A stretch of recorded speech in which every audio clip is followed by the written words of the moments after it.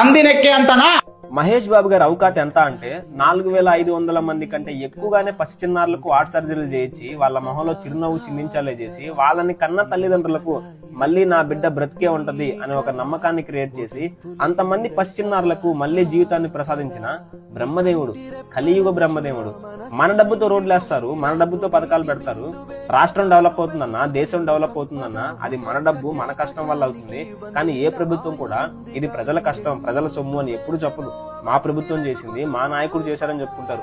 అట్లాంటి వాళ్ళకి మీరు బాగానే సపోర్ట్ చేస్తారు. కానీ ఏ రోజు కూడా మహేష్ బాబు గారు నేను ఇన్ని హార్ట్ సర్జరీలు చేయించాను, ఇది నా డబ్బుతో చేశాను, నేను లేకపోతే ఇంతమంది చనిపోయే వాళ్ళు అనే విధంగా ఒక్క రోజు కూడా తలపొగరుతో మాట్లాడాల.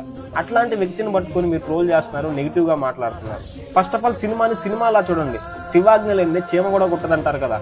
అవే చీమలు మన ఇంట్లో ఆహార పదార్థాల మీదకి వచ్చినప్పుడు చీమల మందు పెట్టి ఎందుకు చంపేస్తున్నాం? ఇది కూడా శివాజ్ఞే కదా.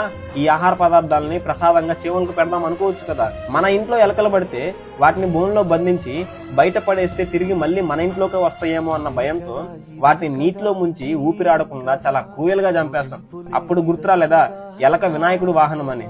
ట్రోల్ చేసే ముందు ఏ పర్సన్ ట్రోల్ చేస్తున్నాము, ఎందుకు ట్రోల్ చేస్తున్నాము ఒకసారి ఆలోచించండి. ఇంత నెగిటివిటీ మధ్యలో మహేష్ బాబు గారి పైన మీ అభిప్రాయం ఏందో ఒక్కసారి కామెంట్ చేయండి. ఇంకా మహేష్ బాబు గారిని ట్రోల్ చేసే ప్రతి ఒక్కరికి ఈ వీడియోని షేర్ చేయండి.